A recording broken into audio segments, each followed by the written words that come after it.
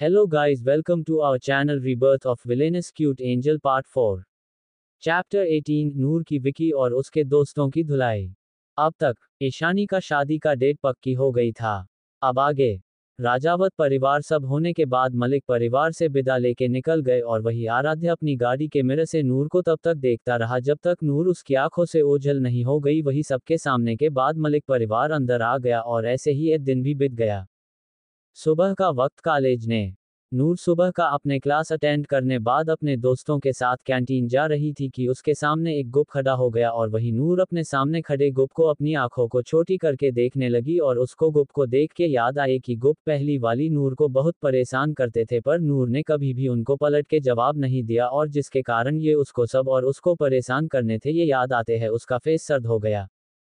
वही सामने गुप ने जिसने 3 लड़के और 2 लड़कियां थी। पहला लड़का विकी सहगल, दूसरा राकेश सिंह, तीसरा रविक माथुर और पहली लड़की टिना मेहरा, दूसरी मोनी शर्मा और इन सब को दूसरों को परेशान करने में बहुत मजा आता है। और तो वही विकी अपनी गंदी नजरों से नूर को ऊपर से नीचे तक देख के बोला, क्या बात है जानेमन, तुम तो काफी खूबसूरत होती जा रही हो, एक बार हमें भी तो अपनी खूबसूरत देखने का मौका दो। ये बोल के नूर को एक गदी हंसी के साथ देखने लगा और वही उसकी बात सुनकर के उसके दोस्त हंसने लगे। वही उसकी बात सुनकर के नूर का दिमाग ठनक गया और वे अपने हाथों से अपने गर्दन पर फेरते हुए अपनी सर्द आवाज में बोली, अगर आपनी सलामती चाहते हो तो अभी के अभी मेरे आंखों के सामने से मेरे 3 गिनते तक गायब हो जाना, नहीं तो ये बोल के वे 3 तक गिनने लगी। और वही उसके देख के उसके दोस्त ने अफसोस के साथ अपना सिर हिला दिया कि उनको पता चल गया था कि अब क्या होने वाला था। नूर की बात सुन के विकी और उसके दोस्त हंसते लगे और वही विकी उसको बात सुन के डरने का नाटक करते हुए बोला, अरे अरे जानेमन, मैं तो डर गया। और फिर नूर फेस की तरफ अपने हाथ बताते हुए बोला, अरे मैं तो इस खूबसूरत चेहरे को छूके और इन चेरी जैसे होठों को छूना चाहता हुए बोलते हुए जैसे ही नूर के फेस की तरफ अपने हाथ बताए कि नूर ने उसके हाथ को पकड़ लिया। उसकी पड़क इतनी जोर था कि कुछ ही पल बाद वहां पर विकी के चीखने के आवाज गूंज उठ और एक चटाक की आवाज सुन दी जिससे ये साफ था कि विकी के हाथ की हड्डी के टूटने की आवाज थी। वही सभी स्टूडेंट हैरान से नूर को देख रहे थे कि एक पतली सी दिखने वाली लड़की ने इतनी ताकत है कि उसने सिर्फ जोर से पकड़ने से हाथ की हड्डी टूट गया। और वही विकी दर्द से तड़पते हुए अपने हाथ को छुड़ाने की नाकाम कोशिश कर रहा था। वही नूर अपनी लाल आंखों से घुरते हुए बोली, साला छछूंदर की औलाद, साले मेरी चुप्पी का नाजायज फायदा उठाओ, साला शेरनी। शांत क्या हुई, गिद्ध भी अपने आप को शेर समझने लगा है। मेरी एक रूल है कि मैं किसी को पहले छेती नहीं और अगर कोई मुझे छे तो ये शेरनी छोड़ती है। ये बोल के एक जोरदार क्रिकेट विकी के पेट ने मारा। इसी के साथ विकी जाके दूर गिरा। वही स्टूडेंट नूर के डर के 4 कदम दूर हो गए और अपनी दोस्त की ऐसी हालत देख के रसिक आगे आते हुए नूर को जैसे ही मारने को हुआ कि नूर ने घुमा के एक क्रिक मार के गिरा दिया। उसके फेस पर पंच बसाने लगी और कि नूर का गुस्सा उसके कंट्रोल से बाहर हो गया था। ये देख के मानव और वीर ने जल्दी से दूर किया, नहीं तो विकी और उसके दोस्त का मरने पक्का था। मानव और वीर ने नूर के कमर से पकड़ कर के उसे दूर करते हुए बोले, शांत हो जा यार, सब कर नहीं तो मर जाएंगे, ये सब तेरे मार से। वही उनकी बात सुनकर के नूर खुद को छुड़ाते हुए बोली, नहीं छोड़ मुझे, सालों ने समझ क्या रखा है मुझे, इनकी हिम्मत कैसे हुई मुझ पर, नूर मलिक पर अपनी गंदी नजर डालने की, आज मैं इन सबको जिंदा जमीन ने गाड़ दूंगी, छोड़ मुझे, ये बोल के अपने हाथ पैर मारने लगी। वही उसकी बात सुनकर के विकी और उसके दोस्त और डर गए। और वही नूर के गुस्से को देख के पाखी बोली, मानव इसको उठा के ले चल, नहीं तो आज इसके हाथों किसी का खून हो जाएगा। और उसकी बात सुनकर के मानव ने नूर को अपने गोद में उठा लिया और वही नूर हाथ पैर मारते हुए मानव को उतरने को बोल रही थी तो वही पाखी विकी और उसके दोस्त को देखते हुए बोली, अगर अपनी सलामती चाहते हो और इसे भी बुरी हालत नहीं कराना चाहते हो तो नूर से दूर रहना, नहीं तुम लोग के साथ क्या होगा ये हम भी नहीं जानते। और नूर को कमजोर समझे कि गलती से भी मत करना कि जब तक साथ है मासूम है, वरना अगर उसको गुस्सा आए तो उसका गुस्सा साक्षात महादेव की तरफ है, इसलिए अपनी जिंदगी चाहते हो तो उसके रास्ते ने आने की गलती मत करना। ये बोल के पाखी मानक के और अपने दोस्त के साथ चली गई। वही इस सब आराध्य अपने दोस्तों के साथ कुछ दूर पर खड़ा देख रहा था और आराध्य काफी हैरान भी था नूर को इतने गुस्से ने देख के, पर कुछ सोच के उसके फेस पर एक डेविस मुस्कान आ गई। और वही काव्या तो नूर के गुस्से को देख के डर के उसकी हालत खराब हो गई कि उसने सोचा नहीं था कि नूर का गुस्सा इतना खतरनाक है। और वही आकाश, आर्यन, आश और मिली भी काफी हैरानी से नूर के गुस्से को देख रहे थे। चैप्टर 19 नूर, अनजान बच्चे और आराध्या के जज्बात। अब तक अंडरस्को रॉकी और उसके दोस्तों को नूर अच्छे सबक सिखाती है। अब आगे अंडरस्को सारी क्लास खत्म होने के बाद नर और उसके दोस्त घर के लिए निकल गए कि तभी रास्ते में जाते वक्त नूर की नज़र दो बच्चों पर गई जो सड़क के किनारे खड़े होकर पाव भाजी की ठेला जो उनके सामने थी बड़ी आज से देख रहे थे। जहां पर लोग पाव भाजी लेकर खा रहे थे वही बच्चे उसे पाव भाजी के ठेले से थोड़े दूर खड़े होकर उन सभी खाता लोग को देख रहे थे। ये देख नूर ने अपनी बुलेट साइड में रोक दी और बुलेट से उतर के उन बच्चों की तरफ अपने कदम बढ़ा दिए। वही उसको रोकना देखकर उसके दोस्त भी रुक गए और उसको देखने लगे।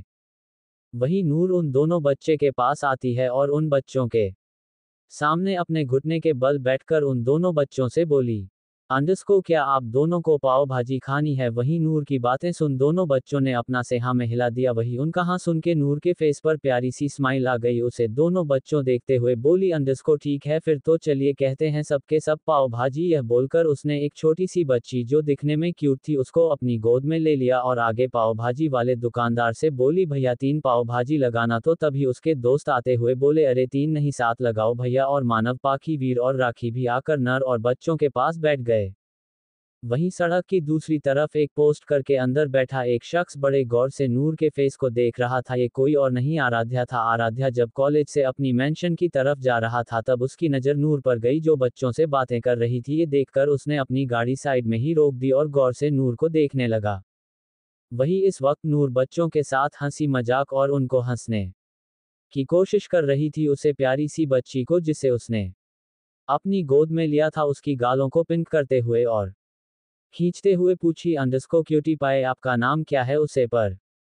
उसे बच्ची ने अपनी प्यारी सी आवाज में बोली, अंडस्को मेरा नाम मुन्नी है। वही उसकी आवाज और उसकी नाम सुनकर नूर बोली, अंडस्को आप तो सच में क्यूट हो और आपका नाम भी बहुत क्यूट है। फिर उसने बाकी बच्चों से उनका नाम पूछी, अंडस्को और आपका नाम क्या है? उसमें से सबसे बड़ा जो कि बच्चा 8 साल का था वह बोला, अंडस्को दीदी मेरा नाम बनी है। उसकी बात सुनकर नूर ने पूछी, अंडस्को तू बच्चा एक बात बताओ आप दोनों अकेले यहाँ क्या कर रहे हो? आपकी मम्मी पापा कहाँ है? उसकी बात सुनकर बनी जो कि 8 साल का था उसने धीरे से बोल, अंडस्को दीदी हम अनाथ हैं, हमारे चाचा चाची ने हमें घर से निकाल दिया है और हम दोनों ने 2 दिन से कुछ खाया नहीं है। ये बोलकर वह रोने लगा।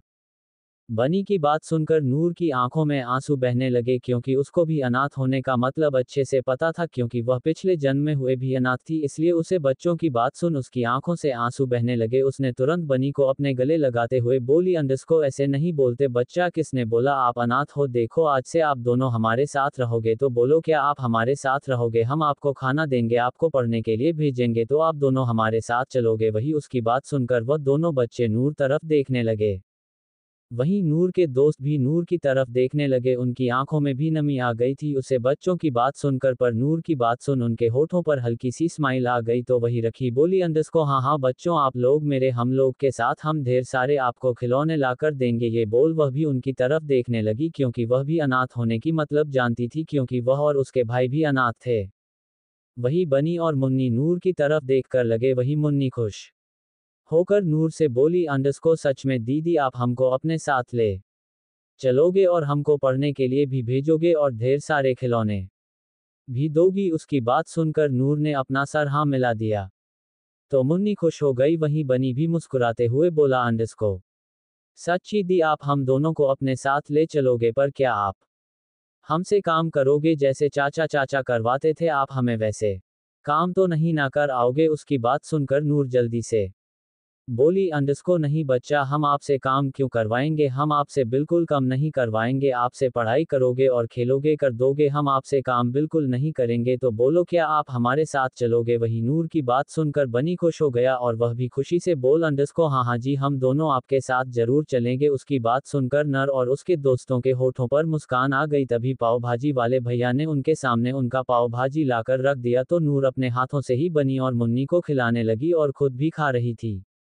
वहीं सड़क के किनारे गाड़ी में बैठे आराध्या बड़े गौर से ही नूर को देख रहा था और जब उसने नूर की आंखों से आंसू बहते हुए देखा तो अपने मन में बोला, अंडस्को दूसरों की तकलीफ से तुमको तकलीफ हो रही है? तुम सच में इतनी कैसे बदल गई? क्या तुम पहले भी ऐसे ही थी? क्या अब हो गई हो? पहले मुझे तुम्हें देखकर इरिटेशन होती थी, क्या गुस्सा आता था, पर अब तुम ही देखने के लिए बेचैनी होती है। बिना देखे मुझे सुकून नहीं मिलता। क्या कर रही हो तुम मेरे साथ? क्या ये तुम्हारा नया तरीका है मेरे करीब आने का? यह मुझे नहीं पता, पर जो अगर तुम मेरे दिल में बस गई तो इस दिल के कैद से निकलना नामुमकिन हो जाएगा तुम्हारे लिए। ये सोचते हुए एक तक नूर को देख रहा था। वही इस शब्द से अनजान नूर बच्चों के साथ पाव भाजी खाने में मस्त थी। चैप्टर 20 आराध्या के दिल दिमाग पर नूर का कब्जा। अब तक नूर उन बच्चों को अपने साथ रहने के लिए मना लेती है। अब आगे नूर बच्चों के साथ मलिक हाउस आती है। वही अंदर आते ही उन बच्चों को देखकर शालिनी जी बोली नूर बच्चे। ये दोनों बच्चे कौन हैं? जिस पर नूर शालिनी जी को देखकर बोली माँ यह मुन्नी और बनी है। ये दोनों को मैं अपने साथ इसलिए रही हूँ क्योंकि मैं चाहती हूँ ये दोनों हमारे साथ रहे, क्योंकि इनका अपना करने के लिए कोई नहीं है। क्या ये हमारे साथ रह सकते हैं? ये बोलकर मासूमियत से अपनी माँ को देखने लगी और वही शालिनी जी के होठों पर एक प्यारी सी मुस्कान आ गई। वे चल के नूर के पास आए और उसके सिर पर हाथ फेरते हुए बोली बिल्कुल बच्चे, आप चाहती हैं तो मुन्नी और बनी आज से हमारे साथ ही इस घर में रहेंगे और हमें गर्व है कि आप हमारी बेटी हैं, जिसको दूसरों को तकलीफ में देखकर आपको तकलीफ होती है। आप सच में बहुत प्यारी है।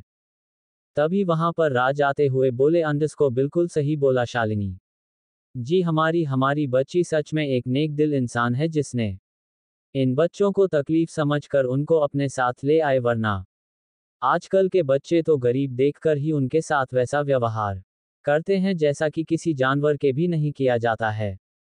आपने बिल्कुल अच्छा फैसला लिया है बच्चे, अब से ये दोनों यहीं रहेंगे। ये बोलकर वह अपनी घुटनों के बल बैठकर बनी और मुन्नी को देखकर बोले बच्चों, आप लोग आराम से रहो और अब से आप ये घर है और हम आपका भी मम्मी पापा। वहीं राज्य की बात सुनकर बनी और मुन्नी की आंखों से आंसू आ गए तो शालिनी जी उन दोनों को अपने गले लगाते हुए बोली नहीं बच्चे, रोते नहीं हैं। अब तो आप लोग खुश हो जाओ और आप नूर बच्चा के साथ जो और फ्रेश होकर आप लोग नीचे आ जाओ, तब तक मैं आप सभी के लिए खाना लगती हूँ। नूर बच्चा आप इन दोनों को फ्रेश करके और अपने फैशन के नीचे आ जाए। जिस पर नूर अपना सर हम हिला के बनी और मुन्नी को लेकर अपने कमरे में चली गई।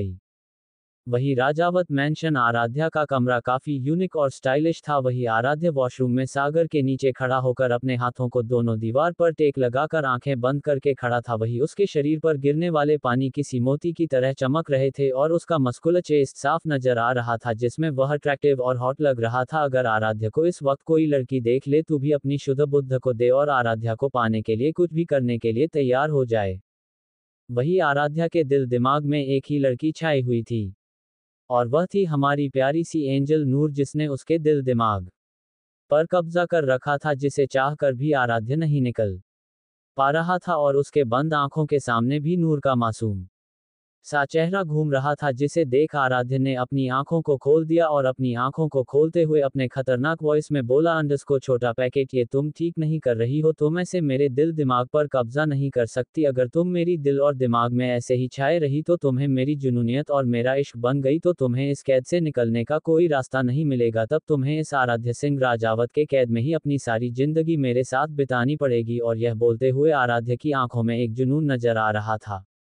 वही इन सब से बेखबर नूर बनी और मुन्नी के साथ गार्डन एरिया में मस्ती कर रही थी। वही शालिनी जी और राज जी बैठकर उन तीनों को देख रहे थे। उनके फेस पर एक प्यारी सी मुस्कान थी। नूर इस वक्त बच्चों के साथ मिलकर बिल्कुल बच्ची बन गई थी और पकड़म पकड़ाई खेल रही थी।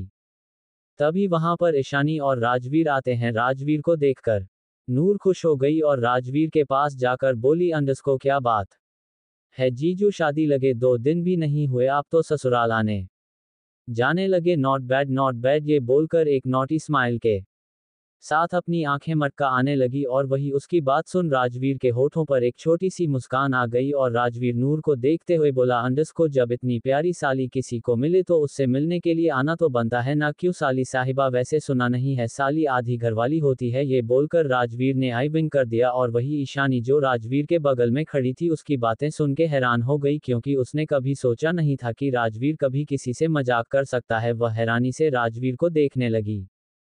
वही उसकी बात सुनकर नूर हंसते हुए बोली अच्छा जी, तो आप हमसे फ्लर्ट कर रहे हैं, पर थोड़ा बच के जीजू, क्योंकि मेरी दीदी आपके पास में ही है। कहीं ऐसा ना हो कि शादी के पहले ही अपनी होने वाली बीवी के हाथों आपकी कुटाई ना हो जाए। ये बोलकर वह जोर जोर से हंसने लगी और वही नूर की बात सुनकर ईशानी को भी हंसी आ गई।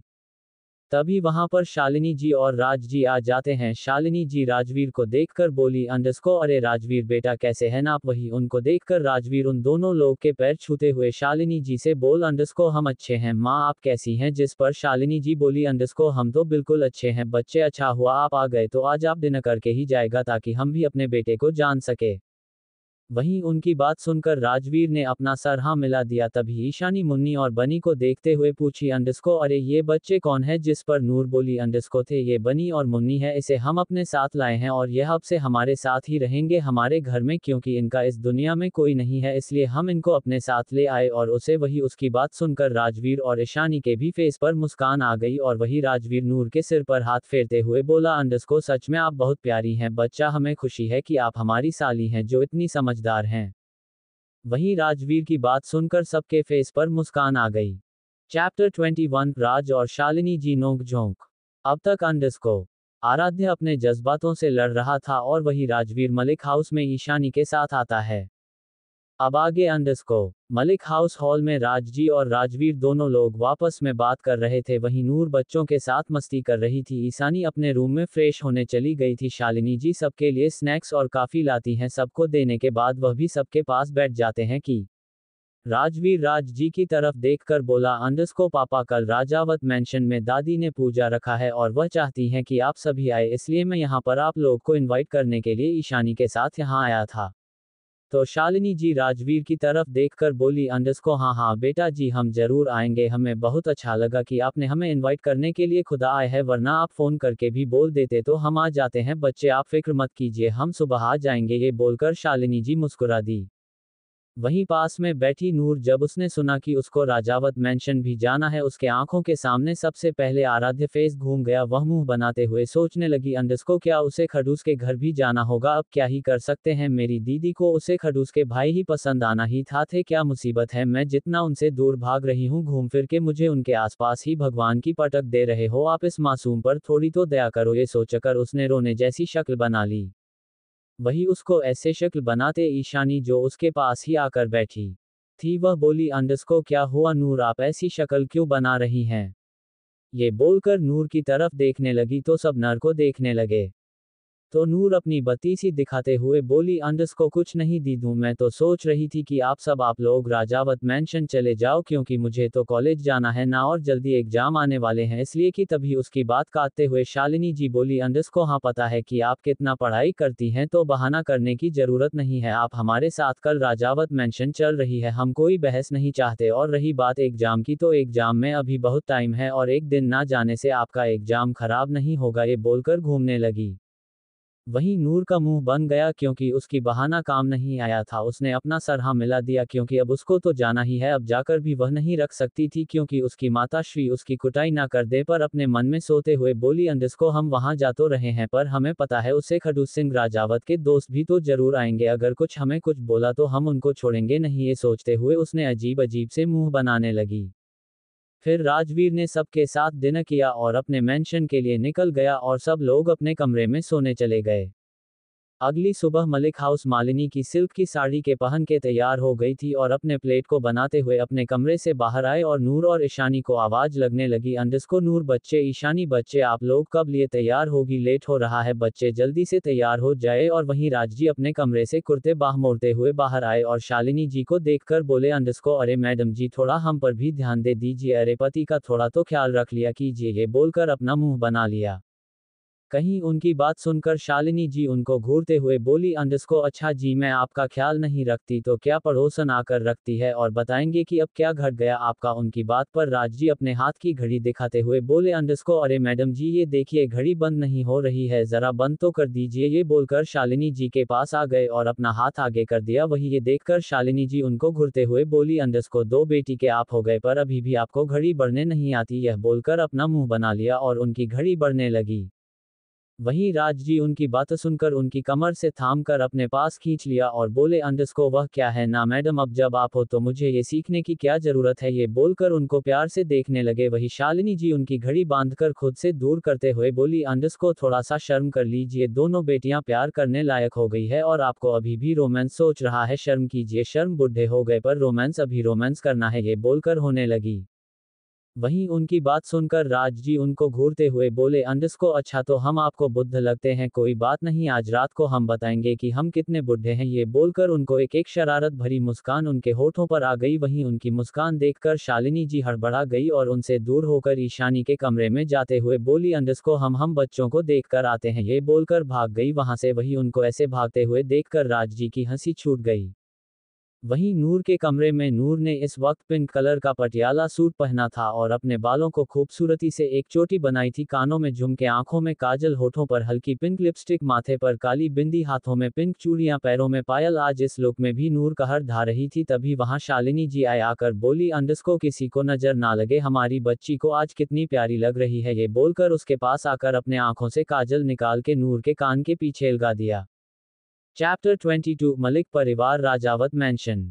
अब तक अंडस्को राजवीर सबको राजावत मैंशन आने के लिए बोलता है। अब आगे अंडस्को आज ईशानी ने भी हल्के ग्रीन कलर का अनारकली सूट पहना था, आंखों में काजल, माथे पर बिंदी, होठों पर पिंक लिपस्टिक, कानों में झुमके, बालों को खुला छोड़ दिया था। इतने में ही वह काफी खूबसूरत लग रही थी और प्यारी भी। नूर और शालिनी जी ईशानी के कमरे में आते हैं। वही ईशानी के कमरे में मुन्नी और बनी भी तैयार खड़े थे, जिन्हें ईशानी तैयार किया था वह दोनों भी प्यारी लग रहे थे। मुन्नी ने पिंक कलर का फ्रॉक पहना था, वही बनी ने व्हाइट शर्ट उसे पर ब्लैक पैंट पहना था, जिसमें वह काफी क्यूट और हैंडसम लग रहा था। नूर आके दोनों को देखते हुए बोली अंडस्को अरे वाह, आप दोनों तो बहुत प्यारी लग रहे हो। तो शालिनी जी भी आगे आगे बनी और मुन्नी को अपने काजल का टीका लगाते हुए बोली अंडस्को बिल्कुल, ये दोनों तो बहुत ही प्यारी लग रहा है, हमारे बच्चों को किसी की नजर ना लगे। ये बोलकर बनी, मुन्नी और ईशानी को अपने आंखों से काजल निकाल के उन तीनों को भी लगा दिया। वहीं नीचे से राज जी सबको आवाज लगाते हुए बोले अंडस्को अरे कहाँ रह गया, आप सब, लेट हो रहा है भाई, चलिए पूजा का टाइम हो गया है। वहीं उनकी आवाज सुनकर शालिनी जी बोली अंडस्को चलो बच्चों, वरना सच में बहुत लेट हो जाएगा। और कुछ समय बाद सब गाड़ी में बैठकर राजावत मैंशन के लिए निकल गए। वही राजावत मैंशन में अर्चना जी और अनीता जी मिलकर पूजा की तैयारी कर रही थी। तभी वहां सीमा जी आते हुए बोली अंडस्को अरे बहू, आपने मलिक परिवार को आने के लिए बोला है कि नहीं? तो वहां पर राजवीर आते हुए बोला अंडस्को दादी माँ, मैं कल ही जाकर बोल दिया था, मुझे माँ ने बोला था और वह लोग आते ही होंगे। वही आज राजवीर काफी हैंडसम लग रहा था, उसने आज ग्रीन कलर का कुर्ता व्हाइट पजामा पहन रखा था, बाल सेट किए हुए, जिसमें आज वह काफी हैंडसम लग रहा था। तभी वहां पर आराध्या के दोस्त एकांश, आर्यन, अंश, काव्या और मिली आते हैं। उनको देखकर अर्चना जी बोलिए अंडस्को अरे बच्चों, आप सब यहाँ? तो एकांश बोला अंडस्को हाँ आंटी जी, वह आराध्या ने बोला कि घर पर आज पूजा है, इसलिए वह कॉलेज नहीं आएगा, तो हम सोचा कि हम ही आज जाए पूजा में, वह नहीं जा रहा तो हम क्या जाए कॉलेज? उसकी बात सुनकर सीमा जी बोली अंडस्को अच्छी बात है, पूजा में शामिल होने के लिए आ गए, और वैसे भी राजवीर की होने वाली पत्नी भी शामिल होने वाली है, इसी बहाने आप लोग अपनी भाभी से भी मिलोगे। वही सीमा जी की बात सुनकर सब हैरान हो गए। एकांश हैरानी से बोल अंडस्को क्या राजवीर भाई की शादी पक्की हो गई और हमें पता भी नहीं? ये तो गलत बात है, ये तो अच्छा हुआ कि हम यहाँ आ गए, नहीं तो हमें तो पता ही नहीं चलता कि राजवीर भाई की शादी पक्की हो गई है। फिर राजवीर की तरफ देखकर बोला अंडस्को क्या भाई, आपने हमें बताया भी नहीं? ये तो गलत बात है भाई, ये बोलकर मुंह बना लिया। तभी वहां अभी और कोहू आते हुए अभी बोला अंडस्को और आपको पता है एकांश भाई, भाभी कितनी खूबसूरत है? अरे भाभी को छोड़ो, भाभी की छोटी बहन वह बहुत प्यारी है और हम दोनों की बेस्ट फ्रेंड भी बन गई है, क्यों कोहू? तो कोहू चाहते हुए बोली अंडस्को हाँ हाँ, सच में भाभी की बहन सच में बहुत ही प्यारी और क्यूट है, बिल्कुल मेरी तरह। ये बोलकर आंखें मटकते लगी। वही उसकी बात सुनकर सबके होठों पर मुस्कान आ गई और वही काव्या जो कि यहाँ आई थी, वह अच्छी बनने, प्यारी बनने कोशिश करते हुए अर्चना जी के पास जाकर बोली अंडस्को आंटी जी बताए हम भी आपकी कोई मदद करें पूजा की तैयारी करने में? उसकी बात सुनकर अर्चना जी उसकी तरफ देखने लगी और मुस्कुरा के बोली अंडस्को नहीं नहीं बच्चे, सब हो गया है, आपको परेशान होने की जरूरत नहीं है। ये बोलकर मुस्कुरा दे तो काव्या सर हिला के पीछे हो गई। वही मिला काव्या को छेड़ते हुए धीरे से बोली अंडस्को हाँ हाँ पटा लो, अगर सास पट गई तो लड़का तो पटना ही है। ये बोलकर उसकी आंख मार दी और वही मिला की बात सुनकर काव्या शर्माने लगी। कुछ समय बाद वहां पर मलिक परिवार भी पहुंच गया। उनके आते ही सभी ने उनका स्वागत किया और वही नूर और ईशानी ने सभी बड़ों के पैर छुए और वही मुन्नी और बनी को देख कोहू बोली अंडस्को अरे ये दोनों छोटे क्यूट बच्चे कहां से आ गए? तो नूर उसका जवाब देते हुए बोली अंडस्को ये हमारे साथ है, आप सब इनसे मिलिए कि हमारे घर के नए सदस्य हैं। मुन्नी और बनी दोनों बच्चों ने भी बड़ों के पैर छुए तो बड़ों ने उनको भी आशीर्वाद दिया। फिर सब लोग हाल में आ गए जहां पर पूजा होने वाली थी। वही राजवीर एक तक ईशानी को देख रहा था, जिसे देखकर ईशानी के होठों पर शर्मीली सी मुस्कान आ गई, और वही नूर ये देखकर राजवीर को छेड़ते हुए उसके पास आकर धीरे से बोली, डॉक्टर साहब क्या कर रहे हो, अरे आपकी ही होने वाली बीवी है, आराम से ताड़ लेना, ये बोलकर हंसने लगी, और वही उसकी बात सुनकर राजवीर झेप गया और इधर उधर देखने लगा।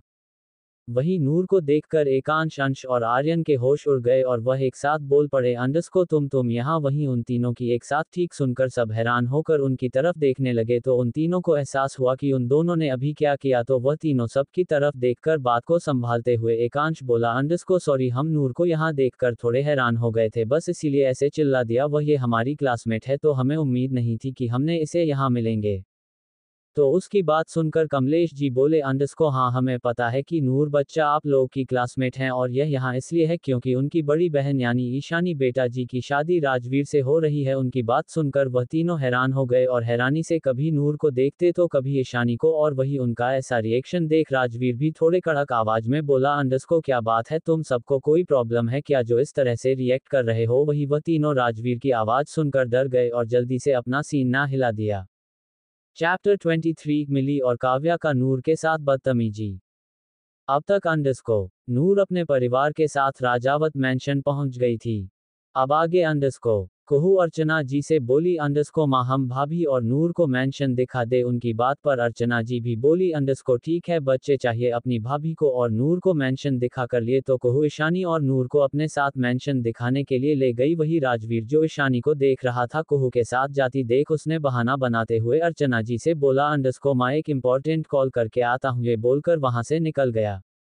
वही कुहू ईशानी और नूर को पूरा मैंशन घूम रही थी कि तभी वहां पर राजवीर आता है और कुहू को देखकर बोला, गुड़िया आप नूर को मैंशन दिखा दो, मैं आपकी भाभी को दिखा देता हूँ। ये बोलकर उसने ईशानी का हाथ पकड़ा और वहां से लेकर चला गया। वहीं नर और कुहू उसको ऐसे जल्दी से ले जाते देखा एक दूसरे को देखने लगी और फिर एक दूसरे के देखकर हंसने लगे। तो हंसते हुए को कुहू बोली, भाई तो अपने साथ भाभी को ले गए, चलिए मैं मैंशन दिखाती हूँ। ये बोलकर उसका हाथ पकड़कर उसको मैंशन दिखने लगी। और वही ईशानी ऐसे हाथ खींच के लाने पर राजवीर पर चिढ़ गई, अपना हाथ छुड़ाकर उसको गुस्से से घूरते हुए बोली, राज ये क्या था, पता नहीं क्या सोचेंगे हमारे बारे में, को आपको हमको ऐसे लाने की क्या जरूरत थी। यह बोलकर उसको घूरने लगी और वही उसको गुस्सा होते देखा राजवीर ने उसको खींच के अपने करीब कर लिया और बोला, इसमें सोचने वाली क्या बात है, तुम मेरी होने वाली वाइफ हो और वैसे भी तुम मैंशन देखकर क्या करोगी, चलो ना तुमको हमारा रूम दिखाता हूँ। ये बोलकर उसको खींचते हुए अपने कमरे के तरफ ले गया।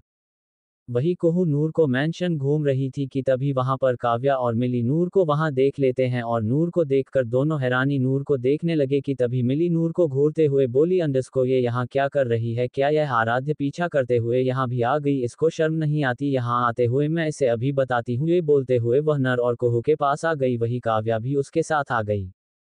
मिली नूर को देखते हुए बोली, तुम आराध्य का पीछा करते हो यहाँ भी आ गई और तुम्हें जरा भी शर्म नहीं आती ना, मुंह उठाकर तुम यहाँ चली आई, तुम्हारी हिम्मत कैसे यहाँ आने की और तुम्हें आने कौन दिया यहाँ पर। वही उसकी बात सुनकर नूर उसको घूरने लगी और वही काव्य भी नूर को देखते हुए बोली, हाँ नूर, तुम्हें यहाँ नहीं आना चाहिए था, तुम जानती हो ना कि आराध्य तुमको पसंद नहीं करते, फिर भी तुम उनके पीछे पड़ी हो, छोड़ क्यों नहीं देती उनका पीछा, जबकि वह साफ साफ तुमसे बोल चुके हैं कि वह तुमको पसंद नहीं करते, फिर भी तुम उनके पीछे पड़ी हो, और तुम्हें पता है ना अगर तुम्हें यहाँ पर उन्होंने देख लिया तो कितना गुस्सा करेंगे। और वही कुहू असमंजस में उन दोनों को देखते हुए बोली, ये क्या बोल रही हैं आप दोनों की नूर भाई को पसंद करती है, और एक बात, नूर यहाँ पर भाई के पीछे नहीं अपनी फैमिली के साथ आई है, क्योंकि यह मेरी होने वाली भाभी की बहन है इसलिए यहाँ आई है, ना कि भाई के पीछे। और एक बात, अगर भाई के पीछे भी है तो तुम लोग से क्या, तुम लोग दोस्त हो ना, तो दोस्त बन के रहो, वही बेहतर होगा तुम दोनों के लिए, वही बेहतर होगा तुम दोनों के लिए। यह बोलकर घूमने लगी क्योंकि उसको बिल्कुल भी पसंद नहीं आया था कि नूर से ऐसी बदतमीजी से वह दोनों बात करें। और वही उनकी बात सुनकर नूर को भी बहुत गुस्सा आया था। वे अपने दांत पीस के बोली, मिस मिली, लगता है आप किसी पागल खाने से आई है इसीलिए ऐसी बातें कर रही है, मैं यहाँ पर अपनी फैमिली के साथ आई हूँ, ना कि आपका फ्रेंड के पीछे आई हूँ, और यह मेरी दीदी का होने वाला ससुराल है। ये बोलकर उसको घूरने लगी और वही मिला और काव्या ये जान के हैरान हो गए कि नूर की बहन की शादी राजवीर से हो रही है, जिसकी बात सुबह दादी कर रही थी। कि तभी उन लोगों को पीछे से क्या हो रहा है और किस बात पर बहस हो रही है, तो यह आवाज सुनकर वह तीनों उसे आवाज की दिशा में देखा जहां पर कोई और नहीं आराध्य खड़ा था जिसने हल्के पिंक कलर का कुर्ता और पैजामा पहन था, बाल सेट किए हुए, हाथों में घड़ी, एक हाथ में ब्रेसलेट जिसमें महाकाल का डमरू बना हुआ था, जिसमें आज काफी हैंडसम और कातिल लग रहा था। और वही आराध्य की नजरें सीधे नूर पर गई। नूर को देखकर उसकी नजरें मानव नर पर थम गए। वह बिना पलक झपक नूर को देखने लगा क्योंकि आज नूर सच में काफी खूबसूरत लग रही थी। उसे पर से उसकी वह मासूमियत भरी आंखें और भी खूबसूरत बना रही थी। वही नूर की नजरें भी आज आराध्या पर ठहर गई। वह एक तक आराध्या को देख रही थी, तभी उसकी नजरें आराध्या से जा मिला। एक पल देखने के बाद उन्होंने अपनी नजरें वहां से हटा ली। वही नूर की नजरें को यूं हटाना आराध्या को खालसा गया। उसने अपने जज्बातों अपने कोल्ड चेहरे पर नहीं आने दिया और एरोगेंट अंदाज में चलते हुए वे उन चारों के सामने आ गया और बोला, अंडस्को क्या हो रहा है और किस बात पर बहस हो रही है। उसकी बात सुनकर कुहू उसकी तरफ देखकर बोली, अंडस्को यह आपकी दोनों दोस्त नूर की इंसल्ट कर रही थी कि यह यहाँ क्या कर रही है और उनके साथ बदतमीजी कर रही हैं। ये बोलकर वह उन दोनों को होने लगी। वही उसकी बात सुनकर मिली फटाक से बोली, अंडस्को सॉरी आराध्य, हमें लगा कि यह नूर तुम्हारा पीछा करते हुए यहाँ आई है, बस इसलिए हमने कुछ कह दिया। वही उसकी बात सुनकर आराध्या बीच उसकी बात काटते हुए बोला, अंडस्को मिली, यह कोई धर्मशाला या कोई गार्डन नहीं है जो यह मेरा पीछा करते हुए यहाँ आएगी। यह मेरा मैंशन है, यहाँ पर आने वाले हर शख्स मेरी परमिशन से आता है। ये बोलकर उसको घूरने लगा तो वही उसकी बात सुनकर काव्या मासूम बनते हुए बोली, अंडस्को सॉरी आराध्य जी, हमें गलतफहमी हो गई थी इसलिए हम अपनी नूर को सुना दिया, हम अभी नूर से माफी मांगते हैं। ये बोल वह नूर की तरफ देखकर बोली, अंडस्को सॉरी नूर, हमें गलतफहमी हो गई थी इसलिए हम लोगों ने इतना बोल दिया तुम्हें, उसके लिए सॉरी। वही नूर को उसके सॉरी में कोई दिलचस्पी नहीं थी इसलिए उसने उसके सॉरी को बिल्कुल इग्नोर कर दिया और कुहू की तरफ देखा। बोली, अंडस्को हमें चलना चाहिए, पूजा शुरू होने वाला होगा। ये बोल एक नजर उसने आराध्य की तरफ देखा और वहां से कुहू के साथ चली गई। और वही नूर को जाते देखकर आराध्य काव्या की तरफ देखकर बोला, अंडस्को आइंदा से मेरे मामले से दूर रहना, अगर वह मेरे पीछे आती भी है तो उसे तुम दोनों का कोई लेना देना नहीं है। मेरे पीछे कौन आएगा कौन नहीं यह मैं डिसाइड करूंगा, ना कि तुम दोनों। तो बेहतर यही होगा कि मुझे मेरे मामलों से तुम दोनों दूर रहो, दोस्तों दोस्त बनके रहो। ये बोलकर उनको घूरते हुए वहां से चला गया। चैप्टर 24 नूर का आराध्य के कमरे में। अब तक अंडस्को काव्या और मिली नूर के साथ बहुत बदतमीजी करते हैं और यह जान के कि नूर अपनी होने वाली बहन के ससुराल आई है। अब आगे अंडस्को सभी लोग इस वक्त पूजा पर बैठे हुए थे। पूजा कमलेश जी और सीमा जी कर रहे थे। वही सब लोग उनके इर्द गिर्द बैठे हुए थे। वही नूर भी अपना हाथ जोड़ के बैठी हुई थी, पर उसने ध्यान नहीं था कि जहां वह बैठी है उसके बगल में ही आराध्य भी बैठा हुआ है। वही आराध्य का ध्यान तो नर पर ही था जो उसके बगल में बैठकर अपने हाथ जोड़कर आंखें बंद करके बैठी थी और अजीब अजीब से मुंह बना रही थी। उसको ऐसे करते देखा और आराध्य के होठों पर हल्की सी मुस्कान आ गई। अपने मन में सोते हुए बोला, अंडस्को क्या ये लड़की पूजा में भी ढंग से नहीं बैठ सकती, पता नहीं इस लड़की के दिमाग में चलता क्या रहता है। वैसे तो मुझे लगता कि इसके पास तो दिमाग ही नहीं है, देखो कैसे बच्चों जैसा मुंह बना रही है, पर जो भी हो बहुत ही क्यूट है, मन तो कर रहा है ये बोलते हुए उसको देखना और फिर अपने आप को डांटे हुए बोला, अंडस्को क्या कर रहा है आराध्य, तू क्यों इस लड़की की पर खींचा जा रहा है, जबकि तू इसी लड़की को देखकर पहले किट जाया करता था। अब ये लड़की मेरे आसपास होती है तो मुझे बस इसको देखने का मन करता है, क्या करूं, इसकी हरकतें ही ऐसी है कि मैं चाहकर भी अपनी नजरें नहीं हटा पा रहा। ये सोचकर उसने अपना सिर्फ जोर से झटका और पूजा में ध्यान लगाने लगा। वही हमारी नूर आंख बंद करके भगवान जी से प्रार्थना कर बोली, अंडस्को भगवान जी मेरी लाइफ में हैंडसम और डैशिंग हीरो पर्सनैलिटी वाला, अब मुझे ढेर सारा प्यार करने वाला, मेरी हर डिमांड पूरी करने वाला, मुझे रसगुल्ला खिलौने वाला, मुझे पिज्जा खिलौने वाला एक हॉट सा सेक्सी सा बंदा मेरी लाइफ में भेज दो। और कुछ नहीं चाहिए, बस मुझे अपने लिए एक बॉयफ्रेंड चाहिए। उसे लाइफ में तो बना नहीं पाई, उसके पहले ही आपने मुझे टपका दिया, पर इस लाइफ में मैं सिंगल नहीं मरना चाहती, इसलिए मेरी इस लाइफ में मेरे पर इतनी कृपा कर दो कि मैं भी थोड़ा रोमांस कर पाऊँ। ये सोचते हुए अजीब अजीब से मुंह बना रही थी। वही ऊपर वाला भगवान भी सोच रहा था कि कैसे कैसे भक्त पड़े हैं कि आज मुझे ऐसी ऐसी ख्वाहिश मांग रहा है। उन्होंने नूर को देखते हुए बोला, अंडस्को जाकांडी तू चिंता मत कर, तेरे लिए तो ऐसा बॉयफ्रेंड भेजा है कि तू तो उसको देखकर ही तेरे हवायां उड़ जाएंगे, जो तेरे लिए काफी वह पजेसिव होगा, बस जल्दी ही मिलने वाला है तेरे लिए। तेरी जो ये शैतानियां है ना, मैं तो सोच रहा हूँ कि बेचारा की होगा क्या, बस उसके लिए तुझे झेलने का आशीर्वाद ही दे सकता हूँ उसको, क्योंकि तुझे झेलने का उसमें शक्ति तो होना चाहिए तेरे जैसी कांडी को झेलने के लिए। कुछ समय बाद पूजा खत्म होता है। अर्चना जी पंडित जी को धन दक्षिण ना देखें उनका विदा करती हैं। उसके बाद सबको देखकर बोली, अंडस्को चलिए पूजा हो गई है, आप सब लोग भी अब कुछ खा लीजिए। और वह अनीता जी के साथ किचन में चली गई।